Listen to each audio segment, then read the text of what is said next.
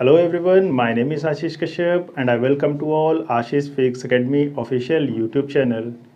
Today we will discuss the new topic equipotential surface. इससे just पहले हमने electric potential, point charge, system of charge, dipole, different cases dipole के और relation between electric field and electric potential discuss किया है। आज उसी series में नया लेक्चर या नया टॉपिक लेकर के मैं आया हूँ इक्विपोटेंशियल सरफेस, जिसमें मैं आपको इक्विपोटेंशियल सरफेस क्या होता है उसके डेफिनेशन विद डायग्राम फॉर्मूले के साथ और कुछ प्रॉपर्टीज़ डिस्कस करूँगा। है वो समझ में? ये बहुत छोटा सा टॉपिक है पर इम्पॉर्टेंट है, अक्सर पूछ लिया जाता है तो आपको पता होना चाहिए। But before beginning the venture of studies you can see a brief profile of mine on your screen. Some important details are written there: my graduation, my masters, my achievements, my experience and so on, which helps to you know about your mentor. तो चलिए time waste ना करते हुए फटाफट equipotential surface start करते हैं। अब देखिए, तो यहाँ आपको नाम से ही पता चल रहा है कि ये इक्विपोटेंशियल दो टर्म से मिलकर के बना है। इक्वी मतलब इक्वल, पोटेंशियल कोई ऐसी सरफेस जहां पर पोटेंशियल इक्वल हो वो क्या कहलाएगी? Equipotential surface. दैट मीन्स अगर ये ग्रीन बोर्ड पे पोटेंशियल हम फाइंड करें, मान लीजिए इस पे कोई पोटेंशियल है और ग्रीन बोर्ड पे किसी भी पॉइंट पर हम पोटेंशियल फाइंड करें और सब जगह पर पोटेंशियल की वैल्यू सेम आए, तो दैट मीन्स ये पूरा ग्रीन बोर्ड आपका एक इक्विपोटेंशियल सरफेस को रिप्रेजेंट करेगा। दैट मीन्स किसी भी पॉइंट पे आप पोटेंशियल फाइंड करिए, उसकी वैल्यू क्या होगी? सेम होगी। तो जिस सरफेस पे पोटेंशियल इक्वल हो वो क्या कहलाएगा? Equipotential surface. ठीक है, चलिए इसकी डेफिनेशन लिख लेते हैं।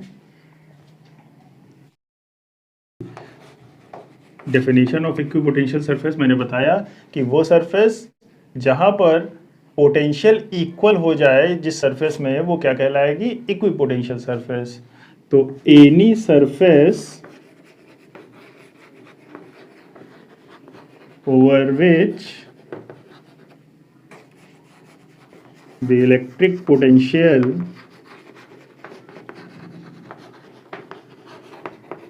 इज सेम और constant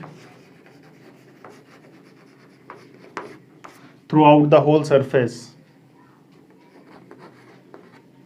Any surface over which the electric potential is same or constant is known as equipotential surface.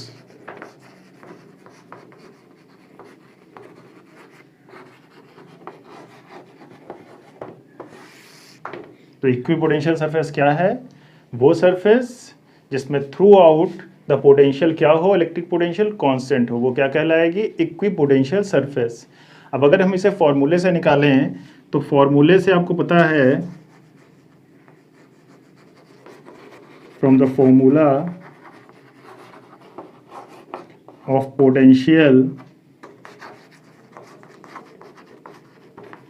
Formula of potential क्या कहता है? किसी पॉइंट चार्ज के लिए V = 1/4 pi epsilon not Q by R। यहाँ पर आपको पता है कि अगर कोई पॉइंट चार्ज है जिस पे चार्ज Q के इक्वल है तो उससे R डिस्टेंस पे पोटेंशियल ये होगा। तो अकॉर्डिंग टू दिस फॉर्मूला अगर हम पोटेंशियल सरफेस ड्रॉ करें, मान लीजिए यहाँ पर ये प्लस Q चार्ज हमने फिक्स कर दिया और इस प्लस Q चार्ज को फिक्स करने की वजह से जैसे जैसे हम इस Q से डिस्टेंस आगे की तरफ R की तरफ बढ़ते जाएंगे, पोटेंशियल वेरी करता जाएगा, क्योंकि पोटेंशियल और R इन्वर्सली प्रोपोर्शनल है। R हम बढ़ाएंगे तो V कम होगा। तो मान लीजिए यहाँ से R डिस्टेंस पे ये कोई पॉइंट P था, तो यहाँ पर पोटेंशियल कितना है? V के इक्वल। अब ये V पोटेंशियल इस प्लस Q चार्ज की वजह से क्या केवल यहीं पर होगा कि कहीं और भी होगा? इतना ही पोटेंशियल। तो हम जानते हैं कि अगर कोई प्लस चार्ज रखा है तो उससे इलेक्ट्रिक फील्ड हर डायरेक्शन में निकल रही है। आपको पता है उससे इलेक्ट्रिक फील्ड निकलेगी, हर डायरेक्शन में उससे इलेक्ट्रिक फील्ड निकलेगी। और इस प्लस Q चार्ज से R डिस्टेंस पे अगर हम कोई पॉइंट लें तो वहाँ पर पोटेंशियल क्या होगा, सब जगह V के बराबर होगा। तो इनको मिलाते हुए अगर हम एक सरफेस ड्रॉ करें, इनको मिलाते हुए अगर हम एक सरफेस ड्रॉ कर देते हैं, तो ये सरफेस हमारी कैसी कहलाएगी, इसके हर पॉइंट पे पोटेंशियल कितना होगा, V के इक्वल। तो ये सरफेस हमारी क्या कहलाएगी, इक्वी पोटेंशियल सरफेस कहलाएगी। दैट मीन्स किसी प्लस चार्ज की वजह से जो एक स्फेरिकल सरफेस जनरेट हो रही है, वो स्फेरिकल सरफेस एक फिक्स रेडियस पे जो स्फेरिकल सरफेस जनरेट हो रही है, वो स्फेरिकल सरफेस हमारी इक्वी पोटेंशियल सरफेस होगी। उस पूरे सरफेस पे हमारा जो पोटेंशियल होगा वो क्या होगा, फिक्स होगा। अगर हम R चेंज कर दें, R कम कर दें, तो पोटेंशियल, इक्वी पोटेंशियल सरफेस कम हो जाएगी। तो ये जो कंसेंट्रिक स्फेरिकल सरफेस बनेगी, यही हमारी क्या रिप्रेजेंट कर रही है, ये हमारी इक्वी पोटेंशियल सरफेस को रिप्रेजेंट कर रही है। किसी फिक्स पॉइंट से फिक्स डिस्टेंस पे, हालांकि यहाँ पर डिस्टेंस थोड़ा सा आगे पीछे दिख रहा होगा आपको, पर ये मान लीजिएगा कि फिक्स डिस्टेंस है। तो फिक्स डिस्टेंस पे किसी सरफेस पे अगर पोटेंशियल कांस्टेंट है तो वो क्या कहलाएगी, इक्वी पोटेंशियल सरफेस कहलाएगी। बस ये इतना सा छोटा सा डेफिनेशन और कॉन्सेप्ट था कि इक्वी पोटेंशियल सरफेस क्या है, एक ऐसी सरफेस जहां पर पोटेंशियल क्या हो, कांस्टेंट हो। ठीक, ये मैंने एक पॉइंट चार्ज के लिए स्फीयर में दिखाया है। हो सकता है कि इलेक्ट्रिक फील्ड में अगर रखा हो तो एक प्लेन हो। ठीक है, आई बात समझ में। तो ये इक्वी पोटेंशियल सरफेस की डेफिनेशन का छोटा सा टॉपिक था, जिसमें हमने देखा कि अगर ये लाइन, आपको पता है ये लाइन क्या होंगी, इलेक्ट्रिक लाइन ऑफ फोर्सेज होंगी, प्लस क्यू चार्ज की वजह से बाहर की तरफ निकल रही हैं। तो अगर हम इलेक्ट्रिक लाइन ऑफ फोर्सेज से देखें तो जो कंसेंट्रिक स्फेरिकल सरफेस बनेगा किसी पॉइंट चार्ज के लिए, वो इक्वी पोटेंशियल सरफेस कहलाएगा। वो लाइन आप यहाँ पे लिख भी सकते हैं, equi potential surface of any point charge is concentric spherical surface. क्या होते हैं, equi potential surface of any point charge is concentric spherical surfaces। तो जो कंसेंट्रिक स्फेरिकल सर्फेसेज हैं, यही इक्वी पोटेंशियल सर्फेसेज हैं एनी पॉइंट चार्ज के लिए। तो किसी पॉइंट चार्ज के लिए अगर आपसे पूछा जाए तो किसी पॉइंट चार्ज के लिए जो कंसेंट्रिक स्फेरिकल सरफेस बनेगी वही आपकी इक्वी पोटेंशियल सरफेस है। अब हम इस इक्वी पोटेंशियल सरफेस की कुछ प्रॉपर्टीज़ डिस्कस करेंगे जो कि इम्पोर्टेंट हैं। तो अब इसकी हम प्रॉपर्टीज़ देखते हैं। तो देखिए इसमें 2-3 प्रॉपर्टीज़, बेसिकली 3 से 4 प्रॉपर्टीज़ हैं, जिसमें से हम इसी डायग्राम से प्रॉपर्टीज़ को डिस्कस करने की कोशिश करेंगे, आपको समझाने की कोशिश करेंगे। पहली प्रॉपर्टी देखिए कि अगर हम ये एक स्फीयर मान लें, मान लीजिए ये स्फेरिकल सरफेस है, यहाँ पे कोई पॉइंट चार्ज रखा है, ये सरफेस स्फेरिकल है और यहाँ से हमारा पॉइंट चार्ज की वजह से फील्ड निकलेगी। तो फील्ड कैसे निकलेगी, इस स्फेरिकल सरफेस के परपेंडिकुलर निकलेगी किसी भी डायरेक्शन में। तो पहला पॉइंट या पहली प्रॉपर्टी यही होती है कि इक्वी पोटेंशियल सरफेस से जो फील्ड निकल रही है वो परपेंडिकुलर टू दैट सरफेस होगी। तो इक्वी पोटेंशियल सरफेस के जो पहली प्रॉपर्टी है, इक्वी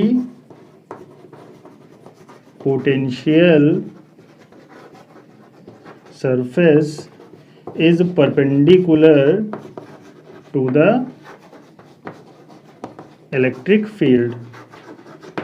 इलेक्ट्रिक फील्ड किसी पॉइंट चार्ज से जो इलेक्ट्रिक फील्ड या इलेक्ट्रिक लाइन ऑफ फोर्सेस निकल रही हैं उसके परपेंडिकुलर होगी। ये परपेंडिकुलर का साइन है, ठीक है, ये परपेंडिकुलर होगी equi potential surface electric field के। ये पहला पॉइंट है। तो दूसरा पॉइंट देखिए, सेकेंड पॉइंट बहुत इंपॉर्टेंट है। सेकेंड पॉइंट क्या कह रहा है कि इन केस मान लीजिए ये जो बोर्ड है ये हमारा इक्वी पोटेंशियल सरफेस है, इसमें किसी भी पॉइंट पे हम पोटेंशियल निकालें वो क्या होगा, सेम होगा। तो अगर एक पॉइंट ये है और एक पॉइंट ये है, यहाँ पर हमने कोई डिस्चार्ज क्यू नॉट रखा और उसको शिफ्ट करके हम यहाँ तक ले आए इस पॉइंट तक, तो क्या हमने कोई वर्क किया? According to definition of potential V equals to W over q naught. हमने अगर कोई वर्क किया है, पोटेंशियल क्या होता है, किसी चार्ज को एक प्लेस से दूसरे प्लेस ले जाने में जो हम वर्क करते हैं वो work over that charge is potential. तो अगर वहीं से हम वर्क निकालें तो वर्क क्या हो जाएगा, चार्ज इनटू पोटेंशियल। तो क्या हम इस चार्ज को इस पॉइंट से इस पॉइंट तक शिफ्ट करने में हमने कोई वर्क किया, क्योंकि यहाँ पर भी पोटेंशियल V है और यहाँ पर भी पोटेंशियल क्या है, V है। यहाँ पर चार्ज वही था, उसी चार्ज को मूव कराया, दैट मीन्स पोटेंशियल कांस्टेंट है। तो हम इक्वी पोटेंशियल सरफेस में अगर किसी चार्ज को एक पोजीशन से दूसरी पोजीशन शिफ्ट कर रहे हैं, दैट मीन्स हमने उसमें कोई वर्क नहीं किया। आई बात समझ में? तो इसको ऐसे लिखेंगे, no work is done in moving a charge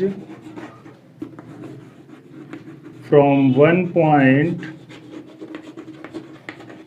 to another point in equipotential surface। तो इक्विपोटेंशियल सरफेस पे अगर हम एक पॉइंट से दूसरे पॉइंट पे कोई चार्ज को मूव कर रहे हैं तो वहाँ पर हमारा वर्क डन क्या होगा, ज़ीरो होगा। इसे ऐसे समझ लीजिए, जो मैंने बोर्ड के लिए बोला, तो मान लीजिए ये हमारी इलेक्ट्रिक फील्ड है, इलेक्ट्रिक लाइन ऑफ फोर्सेस हैं। इस फील्ड के करस्पॉन्डिंग यहाँ पर कोई सरफेस है, ये surface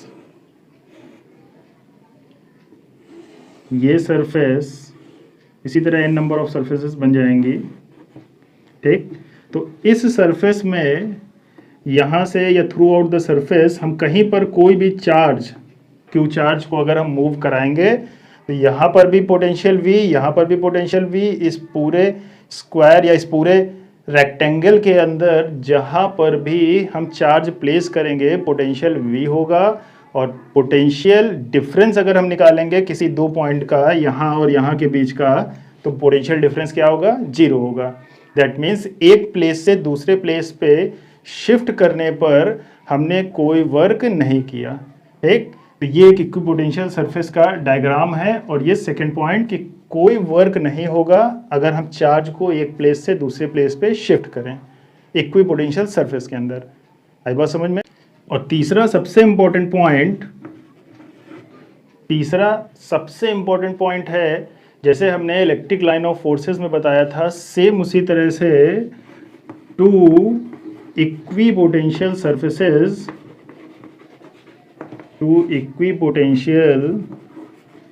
surfaces never intersect, I hope इधर दिख रहा हो, इंटरसेक्ट लिखा है, ईच अदर। तो कोई भी दो इक्विपोटेंशियल सरफेसेस एक दूसरे को इंटरसेक्ट नहीं करती हैं। ये थर्ड पॉइंट था, बहुत इंपॉर्टेंट। तो जिसमें पहला पॉइंट देखा कि किसी इक्विपोटेंशियल सरफेस पे अगर हम इलेक्ट्रिक फील्ड फाइंड करें तो इलेक्ट्रिक फील्ड इक्विपोटेंशियल सरफेस के परपेंडिकुलर होगी। दूसरा, किसी इक्विपोटेंशियल सरफेस पे अगर हम चार्ज को मूव कराएं क्योंकि पोटेंशियल कांस्टेंट है तो वर्क डन ज़ीरो होगा। शिफ्टिंग में जो भी हम फोर्स लगाएंगे, फोर्स लगेगा बट वर्क डन क्या होगा, ज़ीरो होगा, ठीक। और थर्ड पॉइंट कि two equipotential surfaces never intersect each other. इसको हम ऐसे भी समझ सकते हैं, अगर हम डायग्राम बनाएं, मान लीजिए ये प्लस क्यू चार्ज के लिए बनाया था, एक प्लस क्यू चार्ज एक माइनस क्यू चार्ज का अगर हम डायग्राम बनाएं, यहाँ पर देख लीजिए, मान लीजिए ये नेगेटिव चार्ज है और ये पॉजिटिव चार्ज है, तो इसका कंसेंट्रिक स्फीयर्स बनेंगे, इसके भी कंसेंट्रिक स्फीयर्स बनेंगे, पर ये एक दूसरे को इंटरसेक्ट नहीं करेंगे। तो ये आप एक डाइपोल मान सकते हैं कि डाइपोल है, इस पे माइनस क्यू चार्ज रखा है, ये माइनस क्यू चार्ज है और इस पे प्लस क्यू चार्ज रखा हुआ है कुछ डिस्टेंस पे। तो डाइपोल के केस में इक्विपोटेंशियल सरफेस कैसी होगी, ऐसी होगी। मैं कोशिश करूंगा कि दोनों का डायग्राम का स्क्रीनशॉट आपको इसमें शेयर कर दूं, ठीक है। तो आई बात समझ में। तो इक्विपोटेंशियल सरफेसेस फॉर डाइपोल कुछ ऐसी बनेगी जो एक दूसरे को कभी इंटरसेक्ट नहीं करेंगे, इक्विपोटेंशियल सरफेसेस। ये छोटा सा कॉन्सेप्ट था, इक्विपोटेंशियल सरफेसेस क्या होती है वो आपने समझ लिया होगा। आई होप अब आप भूलेंगे नहीं इक्विपोटेंशियल सरफेसेस के बारे में। इक्विपोटेंशियल सरफेसेस का डेफिनेशन के हिसाब से जो डायग्राम बनाया उसी से हमने 3 पॉइंट निकाले। ये 3 इंपॉर्टेंट पॉइंट हैं, हालांकि पॉइंट और बन सकते हैं, बट ये 3 मेन पॉइंट हैं जो इंपॉर्टेंट हैं, जो आपको याद रखने पड़ेंगे या आपको याद होने चाहिए। तो इक्विपोटेंशियल सरफेस में बस इतना ही था कि डेफिनेशन क्या है, इसका डायग्राम और उस डायग्राम से कुछ प्रॉपर्टीज़। हाँ, यहाँ पर मैंने डाइपोल का जरूर एक केस बता दिया कि डाइपोल के केस में इक्विपोटेंशियल सरफेसेस कैसे बनेंगी। इसी तरह आप डिफरेंट इक्विपोटेंशियल सरफेसेस ड्रॉ कर सकते हैं, जैसे इलेक्ट्रिक लाइन ऑफ फोर्सेज आपने ड्रॉ की थी। मैंने कुछ क्वेश्चन भी शेयर किए थे आपसे जेई में पूछे हुए, उसमें हमने इलेक्ट्रिक लाइन ऑफ फोर्सेज पूछी थी, उसी तरह आप इक्विपोटेंशियल सरफेसेस भी ड्रॉ कर सकते हैं। ठीक, आई होप जितना मैंने समझाया ये सब आपको समझ में आ गया होगा। आज इस टॉपिक को यहीं पर ख़त्म करते हैं, और जो नेक्स्ट टॉपिक होगा वो बहुत इंपॉर्टेंट होगा, क्योंकि उसमें मैं इलेक्ट्रिक पोटेंशियल एनर्जी डिस्कस करूंगा, और इलेक्ट्रिक पोटेंशियल एनर्जी का सिस्टम के लिए, किसी सिस्टम के लिए इलेक्ट्रिक पोटेंशियल एनर्जी का डेरिवेशन कराऊंगा आपको, एक जो कि बहुत इंपॉर्टेंट है इस चैप्टर में। तो बस आज इस वीडियो को यहीं पर ख़त्म करते हैं, और नए वीडियो में मैं आपसे मिलता हूँ। तब तक के लिए नमस्कार।